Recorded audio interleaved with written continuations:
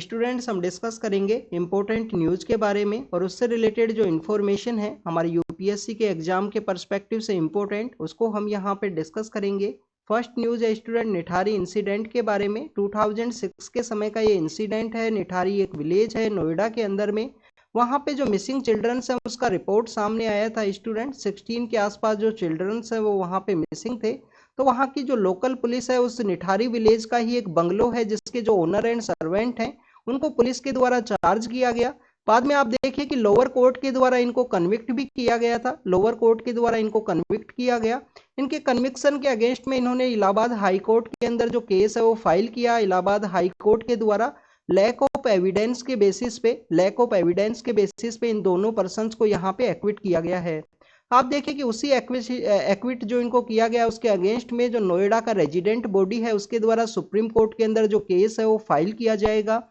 Students यहाँ पे दो टॉपिक्स के बारे में आपको पता होना चाहिए कि लैक ऑफ एविडेंस के बेसिस पे इनको यहाँ पे एक्विट किया गया है, तो उसके रिगार्डिंग में सुप्रीम कोर्ट के द्वारा समय समय पे कोर्ट किया गया है कि हमारा जो क्रिमिनल जो सिस्टम है उसको रिफॉर्म करने की ज़रूरत है, जिसके अंदर वीएस मालीमत कमेटी है उसको कोर्ट किया जाता है सुप्रीम कोर्ट के द्वारा कि कैसे यहाँ पे जो लैक ऑफ एविडेंस है उसके बेसिस पे जो पर्सन्स है उसको यहाँ पे जो चार्ज है वो नहीं किया जा सकता, उनको कन्विक्ट है वो नहीं किया जा सकता। क्योंकि आप देखें कि हमारे यहाँ पे जो लोकल पुलिस है उसके द्वारा सबसे पहले जो क्राइम सीन है उसको डील किया जाता है लोकल पुलिस के द्वारा। अगर वहाँ से सही से जो एविडेंस है उसको अगर कलेक्शन सही से नहीं हुआ, एविडेंस को अच्छे से कलेक्ट नहीं किया गया, इन्वेस्टिगेशन सही से नहीं किया गया, तो उसका जो कन्विक्शन है वो काफ़ी डिफ़िकल्ट आपको देखने के लिए मिलेगा। ऐसा ही एक इंसिडेंट नोएडा से रिलेटेड ही है। आप देखिए कि आरूसी इंसिडेंट 2006-07 के समय ही आया था। उसका भी जो चार्ज करना काफ़ी ज़्यादा डिफ़िकल्ट हुआ था due to the lack of evidence. तो वीएस मालीमत कमेटी है जो क्रिमिनल सिस्टम का रिफॉर्म के रिगार्डिंग में है। नेक्स्ट अगर हम बात करें सुप्रीम कोर्ट के अंदर जो केस है वो फाइल किया जाएगा, तो आपको सुप्रीम कोर्ट के अंदर जो अपीलिएट ज्यूरिसडिक्शन के थ्रू जो केस है वो फाइल किए जाते हैं उसके रिगार्डिंग में जो आर्टिकल्स है उसके बारे में पता होना चाहिए। हमारे कॉन्स्टिट्यूशन का जो आर्टिकल 132 है, आर्टिकल 133 है एंड आर्टिकल 134 है जो बेसिकली अपीलिएट ज्यूरिसडिक्शन से डील करते हैं। सुप्रीम कोर्ट का जो अपील का जो ज्यूरिसडिक्शन है उसके थ्रू, क्योंकि सबसे पहले आप देखिए कि केस लोअर कोर्ट के अंदर में जाएगा, फिर हाई कोर्ट के अंदर जाएगा और उसके बाद में आपको जो हमारा सुप्रीम कोर्ट है उसके अंदर देखने के लिए मिलता है। This is all the part of appellate jurisdiction. आप देखिए कि आर्टिकल 132 के अंदर जो कॉन्स्टिट्यूशन के जो मैटर्स हैं उसको डील किया जाता है। अपीलिएट ज्यूरिसडिक्शन के अंदर जो कॉन्स्टिट्यूशन के जो मैटर्स हैं उसको डील किया जाता है। आर्टिकल 133 के अंदर जो सिविल मैटर्स हैं, जो टैक्सेशन के रिगार्डिंग के जो सिविल मैटर्स हैं लैंड के रिगार्डिंग में उनको डील किया जाता है। और 134 के अंदर जो हमारे क्रिमिनल जो केसेस हैं जैसे कि निठारी किलिंग का जो केस है उनका जो अपीलिएट ज्यूरिसडिक्शन के थ्रू उनको डील किया जाता है आर्टिकल 134 के अंडर में। इसके अलावा स्टूडेंट जो सुप्रीम कोर्ट का ओरिजिनल ज्यूरिसडिक्शन है उसके बारे में भी आपको पता होना चाहिए। ओरिजिनल ज्यूरिसडिक्शन क्या है हमारे सुप्रीम कोर्ट का? ओरिजिनल ज्यूरिसडिक्शन आप देखिए आर्टिकल 131 के अंदर बताया गया है किसी भी दो स्टेट्स के बीच में अगर डिस्प्यूट क्रिएट होता है, सेंटर और स्टेट्स के बीच में, सेंटर और स्टेट के बीच में कोई डिस्प्यूट क्रिएट होता है किसी भी मैटर का, या फंडामेंटल राइट जो हमारा आर्टिकल 32 के अंडर आपको पावर है कि राइट टू कॉन्स्टिट्यूशनल रेमेडीज के अंडर में, उसके वायलेशन के समय आप डायरेक्टली जो सुप्रीम कोर्ट है उसके अंदर अपील कर सकते हो। वो आर्टिकल 131 के अंदर ओरिजिनल ज्यूरिसडिक्शन है उसको डील किया गया है। आप स्टूडेंट्स यहाँ पे एक याद रखने वाली बात है कि जो इंटर स्टेट वाटर डिस्प्यूट है, जो वाटर डिस्प्यूट का जो सिस्टम है जैसे कि कावेरी सिस्टम है एंड और भी कोई रिवर्स का जो वाटर डिस्प्यूट का आपको इश्यूज देखने के लिए मिलते हैं, वो ओरिजिनल ज्यूरिसडिक्शन के अंदर उनको कवर नहीं किया गया है आर्टिकल 131 के अंडर में। तो this is all the part of Nithari incident. Appellate jurisdiction के बारे में आपको पता होना चाहिए। जो डिफरेंट टाइप के ज्यूरिसडिक्शंस हैं, सुप्रीम कोर्ट के रिव्यू का भी एक ज्यूरिसडिक्शन है जिसके अंदर जो जजमेंट दिया गया है उसको रिव्यू किया जाता है। इसके अलावा आप देखिए कि एडवाइजरी ज्यूरिसडिक्शन आपको देखने के लिए मिलता है। सुप्रीम कोर्ट के द्वारा गवर्नमेंट को एडवाइज किया जाए किसी भी मैटर के अंदर में, that is part of the advisory jurisdiction. Next news के बारे में अगर हम बात करें तो एयर क्वालिटी इंडेक्स के बारे में है कि दिल्ली का जो एयर क्वालिटी है वो कंटिन्यूस डिक्लाइनिंग फेज के अंदर है।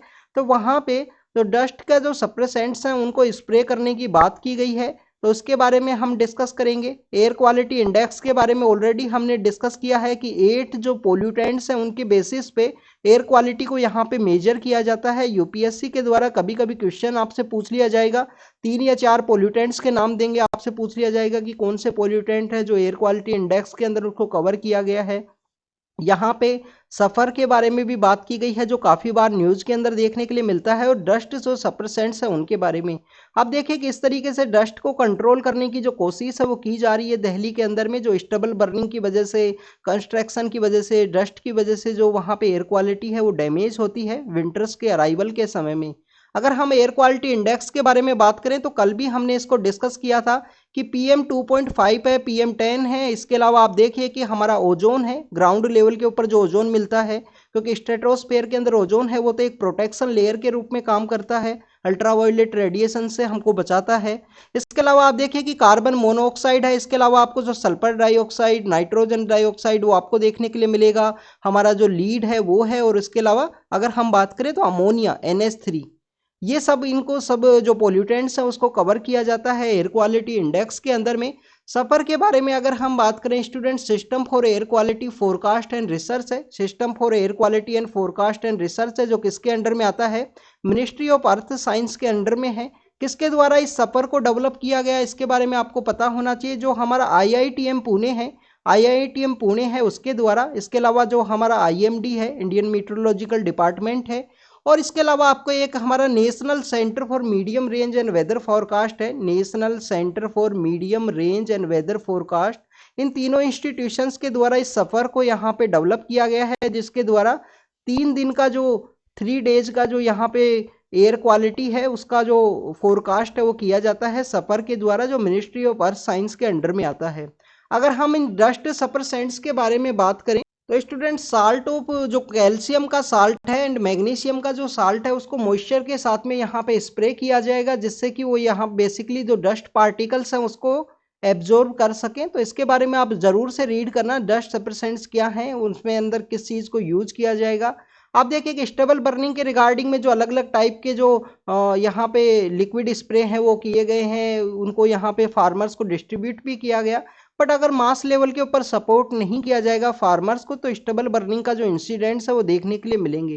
तो this is all about the air quality के बारे में जो न्यूज़ था। नेक्स्ट अगर हम बात करें स्टूडेंट्स, मिनिस्ट्री ऑफ कॉरपोरेशन के बारे में है। आप देखिए कि 2019 के समय हमारी गवर्नमेंट के द्वारा मिनिस्ट्री ऑफ कॉरपोरेशन है, मिनिस्ट्री ऑफ कॉरपोरेशन है उसको वहाँ पे इस्टेब्लिश किया गया।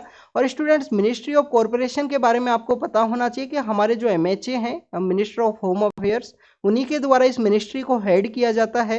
कॉरपोरेटिव जो मूवमेंट है वो आपको हमारे कंट्री के अंदर में ड्यूरिंग द कॉलोनाइज एरा है, जो हमारा फ्रीडम मूवमेंट है उस समय भी आपको देखने के लिए मिलते हैं। आफ्टर द पोस्ट इंडिपेंडेंस के बाद में भी अलग अलग तरीके के जो कोऑपरेटिव मूवमेंट्स है वो कंट्री के अंदर में चले हैं। अगर हम कोऑपरेशन या कोऑपरेटिव वर्ड के बारे में बात करें तो हमारे यहाँ पे कौन कौन से जो आर्टिकल्स है जिसके अंदर इसको मेंशन किया गया है, तो आप देखिएगा आर्टिकल जो 19 है, freedom of speech and expression, उसके अंदर भी यहाँ पे जो कोऑपरेटिव वर्ड है, जो कोऑपरेशन जो वर्ड है उसको ऐड किया गया है। 19 का जो 1 है उसका जो C क्लोज है उसके अंदर आपको देखने के लिए मिलता है। इसके अलावा हमारा जो DPSP का आर्टिकल 43 है, DPSP का जो आर्टिकल 43B है उसके अंदर भी आपको जो कोऑपरेटिव वर्ड है वो देखने के लिए मिलता है। 243 जो ZS से लेकर ZT तक है, 243 ZS से लेकर ZT है, उसके अंदर भी जो कोऑपरेटिव वर्ड्स है उसको ऐड किया गया है। 2002 के समय का हमारा कानून है जो मल्टी सेक्टरल या मल्टी स्टेट जो कोऑपरेटिव ऑर्गेनाइजेशन है उसको ये डील करता है। गवर्नमेंट के द्वारा 97 जो कॉन्स्टिट्यूशन अमेंडमेंट एक्ट लेके आया गया, उस 97 कॉन्स्टिट्यूशन अमेंडमेंट एक्ट को हाफ जो कॉन्स्टिट्यूशन अमेंडमेंट एक्ट है उसको यहाँ पे सुप्रीम कोर्ट के द्वारा वैलिड माना गया, और हाफ जो है उसको यहाँ पे नल एंड वॉइड है वो डिक्लेयर किया गया था सुप्रीम कोर्ट के द्वारा। तो this is all about the cooperative organisation, जिनके बारे में हमारे जो मिनिस्टर ऑफ कोऑपरेशन है उनके द्वारा डिस्कस किया गया है कि फार्मर्स को इन कोऑपरेटिव ऑर्गेनाइजेशंस के द्वारा या कोऑपरेटिव जो एक्सपोर्ट बॉडीज हैं उसके थ्रू किस तरीके से जो प्रॉफिट है वो गेन होता है उसके बारे में। नेक्स्ट अगर हम बात करें स्टूडेंट्स, इलेक्शन कमीशन के द्वारा यहाँ पे कुछ ब्यूरोक्रेट्स जो ऑफिसर्स हैं उनका पॉलिटिकल यात्राज के अंदर शामिल होने का जो इंसिडेंट है उसके बारे में डिस्कस किया गया है। कंप्लेंट उनके अगेंस्ट में यहाँ पे फाइल की गई है। मॉडल कोड ऑफ कंडक्ट का इसको वायलेशन माना गया है। तो सबसे पहले आपको मॉडल कोड ऑफ कंडक्ट के बारे में पता होना चाहिए। स्टूडेंट्स, इनिशियल समय में ये एक बेसिकली सभी पॉलिटिकल पार्टीज को जो फेयर प्लेइंग फील्ड है वो ये प्रोवाइड करता है, सभी पार्टीज को इक्वल प्लेइंग फील्ड है वो प्रोवाइड करता है model code of conduct. Students, model code of conduct 1960 के समय में जो पॉलिटिकल पार्टीज हैं उनके द्वारा ही अडॉप्ट किया गया था, उनके द्वारा एक कंसेंसस बनाया गया कि इस तरीके का जो हम पैसा है उसको यूज नहीं करेंगे। इसके अलावा आप देखिए कि कोई भी इस तरीके से यूज नहीं किया जाएगा जिससे वोटर्स इन्फ्लुएंस हो। मनी है, पैसा है, मसल पावर है, this is all part of model code of conduct. तो उसका जो उसके रिगार्डिंग में बाद में जो हमारा इलेक्शन कमीशन है उसके द्वारा इसको अडॉप्ट किया गया। टी.एन. शेषान नाम के जो हमारे इलेक्शन कमिश्नर हैं उनके द्वारा इसको काफ़ी अच्छे से यूज किया गया था। मॉडल कोड ऑफ कंडक्ट के वायलेशन में काफ़ी लोगों को यहाँ पे कन्विक्ट भी किया था उनके द्वारा। This is all about the model code of conduct जो इलेक्शन प्रोसेस का पार्ट है। आपको एक ऐप के बारे में पता होना चाहिए, C vigil app. C vigil app क्या है? Central citizens vigilance. ये हमारा जो इलेक्शन कमीशन है उसके द्वारा चलाया गया है, जिसके अंदर कोई भी सिटीजन को लगता है कि हमारे एरिया के अंदर में जो मॉडल कोड ऑफ कंडक्ट है उसका वायलेशन हुआ है, तो इसके थ्रू आप अपना जो अपील है वो यहाँ पे फाइल कर सकते हो सी विजिल ऐप के थ्रू में। नेक्स्ट स्टूडेंट, जो लॉ कमीशन है वो यहाँ पे कोविंद पैनल जो हमारे एक्स प्रेसिडेंट रहे हैं, फॉर्मर प्रेसिडेंट रहे हैं, उस पैनल से कल मिलेंगे। तो आपको लॉ कमीशन के बारे में पता होना चाहिए। कोविंद पैनल किसके रिगार्डिंग में बनाया गया है स्टूडेंट्स? हमारे जो फॉर्मर प्रेसिडेंट है उनकी लीडरशिप में एक पैनल बना है कि हमारे कंट्री में वन नेशन वन इलेक्शन का जो कॉन्सेप्ट है उसको यहाँ पे अडॉप्ट किया जा सके। आप देखिए कि हमारे कंट्री के अंदर में आफ्टर द इंडिपेंडेंस से लेकर 1968 तक का जो समय है ना, उस समय जो हमारा जो जनरल इलेक्शन है प्लस में जो स्टेट्स के जो लेजिस्लेटिव असेंबली के जो इलेक्शंस है वो साथ ही कंडक्ट होते थे सिंक्रोनाइज वे में, साथ ही जो साइमल्टेनियसली इनको कंडक्ट किया जाता था। 68 के समय में कुछ स्टेट्स के अंदर में जो लेजिस्लेटिव असेंबलीज है वो यहाँ पे डिजोल्व हुई, प्रेसिडेंट रूल लगा कहीं पे। उसके बाद में आप देखिए कि ये जो इलेक्शन जो साइकिल है उसके अंदर डिस्टरबेंस क्रिएट हुआ। उसके बिहाइंड का रीजन ये है कि पॉलिसी पैरालिसिस होना। मॉडल कोड ऑफ कंडक्ट अब प्रेजेंट समय में जो 5 स्टेट्स के अंदर इलेक्शन होने वाले हैं तो गवर्नमेंट के द्वारा जो बड़े लेवल पे कोई भी प्रोजेक्ट है उसको नहीं किया जा सकता, कोई भी स्कीम है उसको लॉन्च नहीं किया जा सकता। तो हमारे जो 5 ईयर का जो सेंटर का जो गवर्नमेंट है उसके 2 to 3 ईयर्स का जो 2 साल का जो समय है कम से कम, वो यहाँ पे इलेक्शंस के प्रोसेस के अंदर ही चला जाता है। तो उसी के रिगार्डिंग में वन नेशन वन इलेक्शन का जो कॉन्सेप्ट है उसको प्रपोज किया गया था। लॉ कमीशन के मेंबर्स यहाँ पे मिलेंगे, तो लॉ कमीशन के बारे में भी आपको ये पता होना चाहिए। लॉ कमीशन बेसिकली ना तो कोई यहाँ पे कॉन्स्टिट्यूशनल बॉडी है, ना आपको ये एक स्टैट्यूटरी बॉडी के रूप में देखने के लिए मिलेगा। ये तो एक एग्जीक्यूटिव बॉडी के रूप में बेसिकली इनके द्वारा वर्क है वो किया जाता है। मिनिस्ट्री ऑफ लॉ के अंडर ये देखने के लिए मिलते हैं, समय समय पे इनको अपॉइंट किया जाता है लॉ कमीशन को। अगर हम लॉ कमीशन के बारे में बात करें तो 1833 का जो कानून है आपको कॉलोनियल एरा के समय का इसका ओरिजिन देखने के लिए मिलता है। 1834 के समय जो मकोले हैं, लॉर्ड मकोले जो हैं, उनको फर्स्ट टाइम लॉ मेंबर के रूप में अपॉइंट किया गया था। अगर हम पोस्ट इंडिपेंडेंस के बारे में बात करें तो हमारा जो फर्स्ट लॉ कमीशन है आफ्टर द इंडिपेंडेंस जिसको हेड किया गया था, तो एम.सी. सीतलवाड़ नाम के जो पर्सन है, एम.सी. सीतलवाड़ नाम के जो पर्सन है उनके द्वारा आफ्टर द इंडिपेंडेंस जो लॉ कमीशन है उसको हेड किया गया था। Next is all about the student cast सर्वे के बारे में है। कास्ट सर्वे आप देखिए कि बिहार के द्वारा कंडक्ट किया गया। अपोजिशन पार्टीज एंड जहाँ पे ओबीसी कम्युनिटीज आपको ज़्यादा देखने के लिए मिलती हैं उनका कंटिन्यूस डिमांड है यहाँ पे कास्ट सर्वे का। और आप अपोजिशन पार्टीज ने तो मैक्सिमम स्टेट्स के अंदर इसको प्रपोज करने की बात की गई है, तो अब महाराष्ट्र के अंदर भी इसका बात सामने आया है। उसके जो डिप्टी चीफ मिनिस्टर्स हैं उनके द्वारा जो कास्ट सर्वे है उसको प्रमोट करने की बात की गई है। इसके अलावा जो मराठा कोटा है उसके बारे में भी बात किया गया है। तो आप देखिए इसको हम डिस्कस करते हैं। कास्ट जो सर्वे है 1931 के समय कॉलोनियल एरा के समय कंडक्ट किया गया था। 2011 के समय सोशियो इकोनॉमिक कास्ट सेंसस सर्वे है वो कंडक्ट हुआ, जिसके अंदर सोशियो इकोनॉमिक डाटाज को रिलीज किया गया। कास्ट का जो डाटा है उसको नहीं रिलीज किया गया कि कौन सा कास्ट का कितना पॉपुलेशन है इसके बेसिस पे। नेक्स्ट अगर हम बात करें सेंसस के बारे में तो उसके बारे में आपको पता होना चाहिए 1872 के समय फर्स्ट टाइम हमारे यहाँ पे नॉन सिंक्रोनाइज जो सेंसस है उसको कंडक्ट किया गया था। लॉर्ड मायो नाम के जो पर्सन है जब वाइसरॉय हुआ करते थे तो उस समय जो हमारा सेंसस है वो कंडक्ट हुआ। 1881 के समय फर्स्ट टाइम जो सिंक्रोनाइज वे में जो सेंसस है वो कंडक्ट हुआ है। आपका यहाँ पे एक होमवर्क है, हमारे जो फर्स्ट सेंसस कमिश्नर हुआ करते थे उनका क्या नाम है, कुछ दिन पहले हमने इसको डिस्कस किया था। तो this is all about the caste census survey, जो पहले कास्ट सेंसस सर्वे कंडक्ट हुआ, उसके बाद में हमने सेंसस के बारे में देखा। रजिस्ट्रार जनरल ऑफ इंडिया जो मिनिस्ट्री ऑफ होम अफेयर्स के अंडर में है, उनके द्वारा जो सेंसस है वो कंडक्ट किया जाता है। मराठा रिजर्वेशन के बारे में हम बात करें स्टूडेंट्स, वहाँ का जो गवर्नमेंट है उसको अंडर में मराठा रिजर्वेशन दिया गया, बाद में सुप्रीम कोर्ट के द्वारा उसको कैंसिल किया गया। अगर हम मराठा रिजर्वेशन के बारे में बात करें तो अब यहाँ पे जो निज़ाम का जो एरा था, हैदराबाद का जो एरा था, उसके अंदर जो मराठाज रहा करते थे उनको कुनबीज स्टेटस उस समय हुआ करता था स्टूडेंट। फिर आफ्टर द ऑपरेशन पोलो 17 सितंबर के ऑपरेशन पोलो के बाद में इस हैदराबाद को लिबरेट किया गया, इंडिया के साथ में उसको इंटीग्रेट किया गया और वहाँ के जो मराठास हैं उनको मराठवाड़ा रीजन को ऐड कर दिया गया, किसके अंदर में, महाराष्ट्र के अंदर में। तो आप देखिए कि उन मराठास को जो कुनबीज स्टेटस निजाम के एरा के समय हुआ करता था, उसी के बेसिस पे अब जो नया मराठा रिजर्वेशन है वो देने की बात की गई है नए तरीके से मराठवाड़ा के रीजन के अंदर में। तो this is all about the reservation. 1992 का हमारा इंदिरा साहनी केस है जिसमें बोला गया था मराठा कोई भी रिजर्वेशन जो है वो 50% का जो कैप है उसको क्रॉस ना करे। बट आप देखिए ईडब्ल्यूएस का जो केस है उसके बाद से जो 50% का जो कैप है वो क्रॉस हुआ, जो सुप्रीम कोर्ट का अलग तरीके से वहां पे उसको कोर्ट किया गया था। तो उस केस के बारे में भी आपको पता होना चाहिए ईडब्ल्यूएस का केस कौन सा है, कौन से कॉन्स्टिट्यूशन अमेंडमेंट एक्ट के थ्रू इनको जो ईडब्ल्यूएस को यहाँ पे जो रिजर्वेशन है वो दिया गया। ये आपका होमवर्क है, कमेंट सेक्शन के अंदर बताना।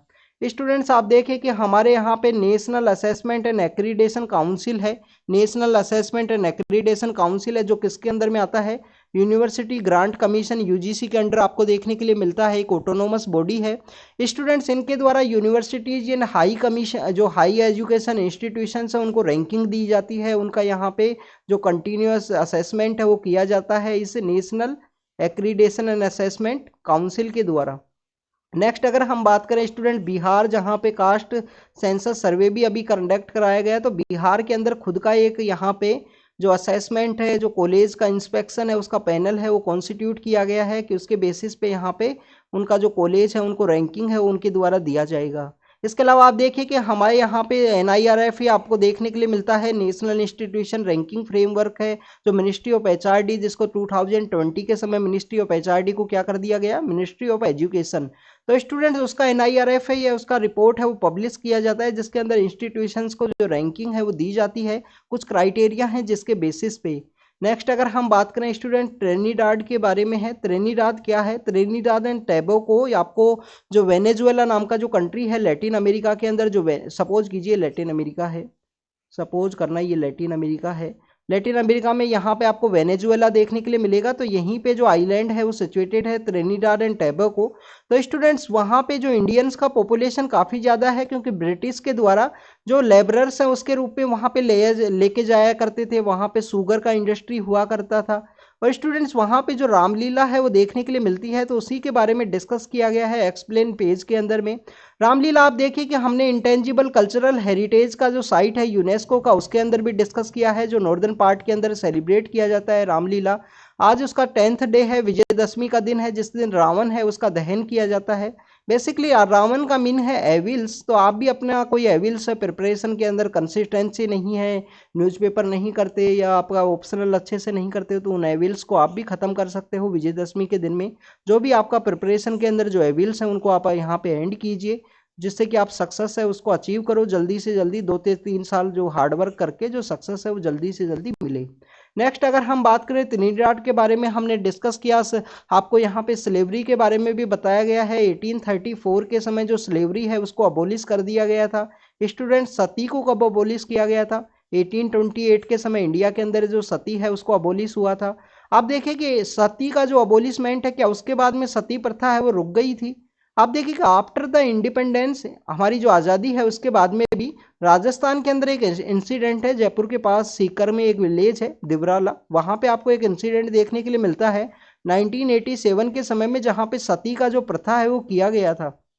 तो this is all about the Sati and slavery, जो 1934 के समय उसको वहाँ पे बैन किया गया। लेबरर्स को वहाँ पे ट्रांसफ़र किया गया क्योंकि स्लेवरी बैन होने की वजह से जहाँ पे कॉलोनियल जो कॉलोनी हुआ करती थी ब्रिटिश के, वहाँ से जो लेबर्स हैं उनको वहाँ पे ट्रांसफ़र किया गया। इंडियंस को वहाँ पे सेंड किया गया शुगर प्लांटेशन के रिगार्डिंग में, जो आपको अलग अलग कंट्रीज हैं, कैरेबियन नेशंस हैं, अफ्रीका के जो कंट्रीज है, वहाँ पे इंडियंस का जो आज प्रेजेंस है वो उसी के बेसिस पे है। आप देखिए कि इन कंट्रीज को किसके नाम से जाना जाता है, गिरमिटिया कंट्री के नाम से इनको हम जानते हैं। और हमारे देश के द्वारा जो प्रवासी भारतीय दिवस है उसको भी सेलिब्रेट किया जाता है, क्योंकि गांधी जी 9 जनवरी का जो दिन है 1915 के दिन वहाँ अफ्रीका से वापस लौट के आए थे इंडिया के लिए। तो उसी दिन हमारी गवर्नमेंट के द्वारा जो प्रवासी भारतीय दिवस है उसको भी सेलिब्रेट किया जाता है। और कुछ दिन पहले हमारी गवर्नमेंट के द्वारा 1 या 2 ईयर्स पहले जो प्रवासी भारतीय दिवस के अंदर में जो गिरमिटिया कंट्रीज के जो हमारे पर्सनस है उनको वहाँ से बुलाया गया है। तो this is all about the प्रवासी भारतीय दिवस। त्रिनिडाद एंड टोबैगो के अंदर जो लेबरर्स है उनके द्वारा रामलीला है वो इंसिडेंट की जा रामलीला है वो मनाई जाती है वहाँ पे। अभी तो प्रेजेंट समय में जो लेबरर्स उस समय लेके गए थे ब्रिटिश अथॉरिटीज, उनका जो प्रेजेंस है आप देखिए कि 35% के आसपास इस कंट्री में जो पॉपुलेशन है वो इंडियन ओरिजिन का आपको देखने के लिए मिलेगा। तो this is all about the जो न्यूज है इंपॉर्टेंट उनके बारे में हमने डिस्कस किया। स्टूडेंट्स, आज द हिंदू का जो न्यूज़पेपर है वो नहीं पब्लिश हुआ है ड्यू टू विजयदशमी एंड कल जो नवरात्रि फेस्टिवल है उसकी वजह से। तो हमने इंडियन एक्सप्रेस न्यूज़पेपर से एंड जो भी इंपॉर्टेंट न्यूज़ है उसको हमने कवर किया है। तो thank you students, thank you very much.